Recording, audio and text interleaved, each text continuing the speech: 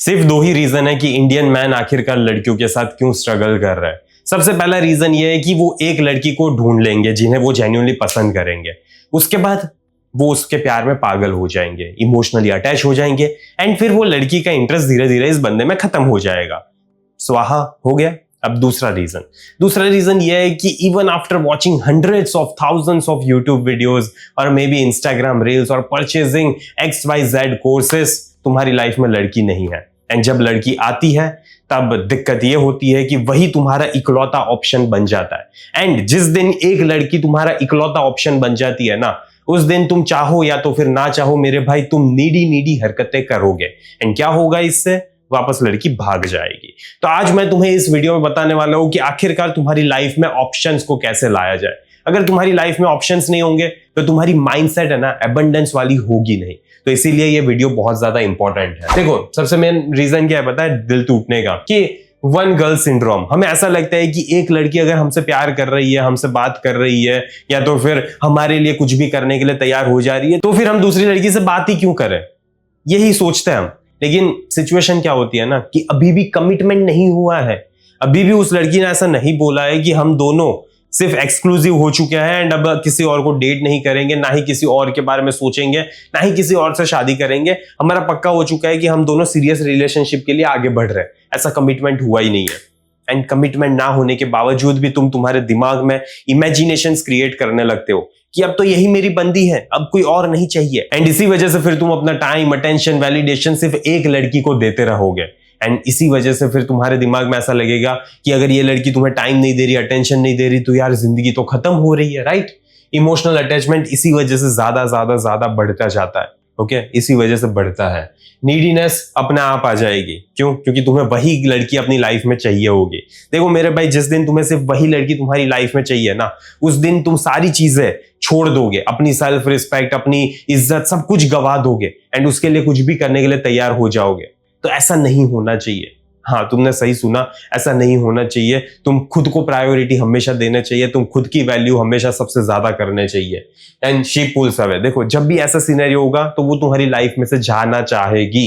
Example, waiting for a reply all day. कितने time तुम ऐसी हरकतें करते हो? मुझे सच्ची बताना, कितने टाइम तुम ऐसी हरकतें करते हो? बहुत बार करते होंगे। क्यों? क्योंकि तुम्हें बहुत ज्यादा फर्क पड़ता है कि अगर उस बंदी ने मैसेज नहीं किया तो तुम्हें एंजाइटी होने लगती है, पैनिक होने लगती है। एंड इसी वजह से तुम ऐसा करते हो। क्यों? क्योंकि तुम्हें वही लड़की चाहिए अपनी लाइफ में। उसके बाद तुम्हारी लाइफ में कोई ऑप्शंस ही नहीं है, राइट? इसमें तो कोई डाउट होना ही नहीं चाहिए, क्योंकि हमारे दिमाग में स्कैरसिटी वाली माइंडसेट है यार, कि अगर मैं इस लड़की से बात कर रहा हूं एंड फिर मैं किसी और से भी बात करूंगा एंड इसे पता चल गया तो वो फिर मेरी लाइफ में से चली जाएगी। नहीं होता ऐसा। ओके, नहीं होता। अगर कमिटमेंट नहीं हुआ है एंड तुम 10 लड़की के साथ भी बात करोगे ना, कुछ फर्क नहीं पड़ता। बस वहां पे तुम्हारे में कॉन्फिडेंस होना चाहिए कि हाँ, मैं बात कर रहा हूं, क्या दिक्कत है? हम दोनों शादी थोड़ी करने वाले, ना ही हम दोनों का कमिटमेंट है, तो मैं क्यों किसी और लड़की से बात ना करूं? इतना ज्यादा स्ट्रांगली तुम वहां पे बोल सकने की कैपेसिटी होनी चाहिए। अगर नहीं बोल पाओगे तो फिर दिक्कत तो होने ही वाली है, ठीक है? फिर वहां पे तुम बोलने लगो, अरे नहीं यार, मैं तो बस उससे थोड़ी 2 मिनट के लिए बात कर रहा था, अरे यार हम तो बस फ्रेंड है, अरे यार वो तो मुझे भाई मानती है। इतना ज्यादा एक्सक्यूजेस दे रहे हो, इतना ज्यादा एक्सप्लेनेशन दे रहे हो, तो दिक्कत आएगी, हमेशा दिक्कत आएगी। वहां पे क्लियरली बोलना सीखो कि हाँ, बात कर रहा हूं, क्या दिक्कत है, क्यों ना करूं मैं बात? ओके, जितना ज्यादा ऐसे बोल पाओगे ना मेरे भाई, उतना ही ज्यादा वो लड़की तुम्हें एक कैच समझेगी एंड उतना ही ज्यादा वो लड़की तुम्हारी लाइफ में आना चाहेगी। एंड फिर तुम्हारे दिमाग में ये जो फियर ऑफ लूजिंग हर होता है ना, कि यार ये लड़की मेरी लाइफ में से चली गई तो कुछ नहीं होगा, ठीक है? चली गई तो चली गई। हाँ, तुमने सही सुना। क्यों? क्योंकि कोई फर्क नहीं पड़ता यार। अगर ये मेरी लाइफ में से जाना चाहती है तो फिर मैं इसके पैर पकड़ के रोक तो सकता नहीं हूं इसे।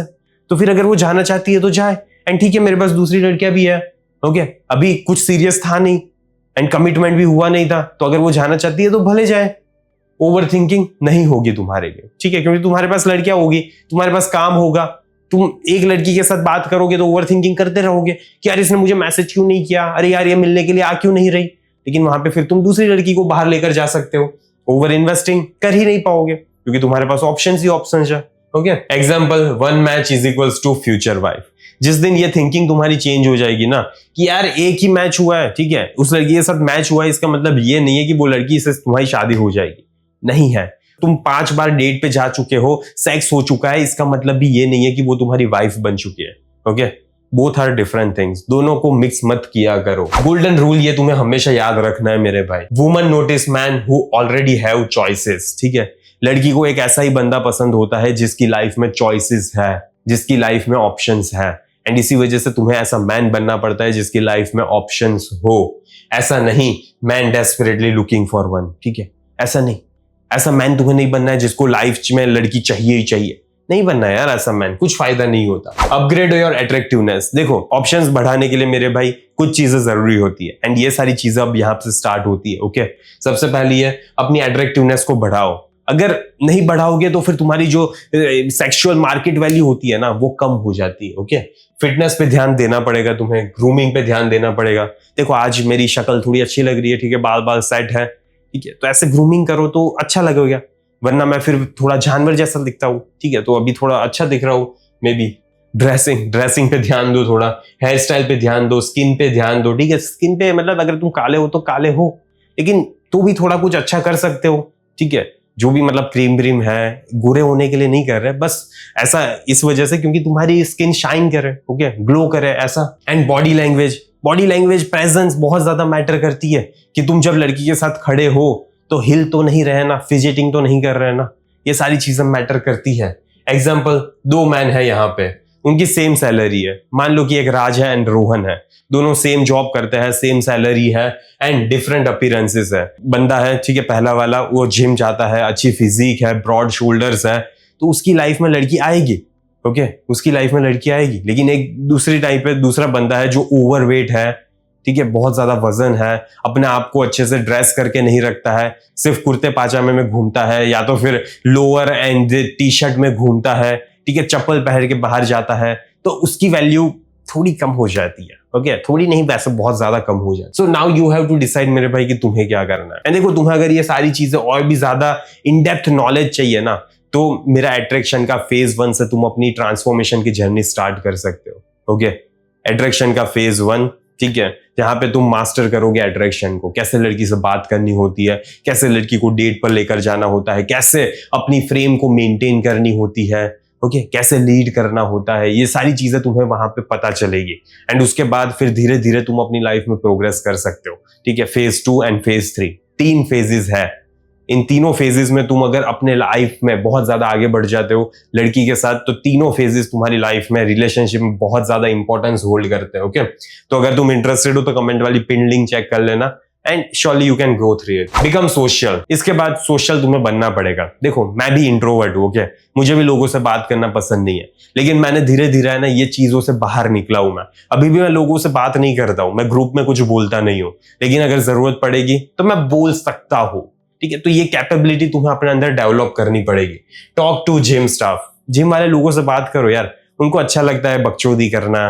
ओके, उनको पूछना कि यार तुम्हारी मेंबरशिप कितनी है, क्या है, तुम पीटी देते हो पर्सनल ट्रेनिंग, तो उसका क्या सीन रहता है। ठीक है, ये पूछोगे ना वो बोलेंगे। ठीक है, कैफे स्टाफ से पूछना, वो ऐसे भी फ्रस्ट्रेटेड होते हैं, उनसे बात करोगे प्यार से तो वो बात करेंगे। शॉपकीपर से बात करो, कलीग से बात करो, फ्रेंड्स ऑफ फ्रेंड्स से बात करो, इतने सारे लोग हैं जिनसे तुम बात कर सकते हो। एंड बात करने से मेन फायदा क्या होता है पता है, तुम्हारी सोशल स्किल्स इंप्रूव होती है, तुम है ना लोगों से ज्यादा अच्छे से बात कर सकते हो, ज्यादा कॉन्फिडेंटली बात कर सकते हो, एंड मजा आता है। मेनली ये जो तुम्हारे दिमाग में तुमने लिमिटेशंस क्रिएट करके रखी है ना, वो लिमिटेशन से तुम थोड़ा बाहर निकल सकते हो अपनी लाइफ में।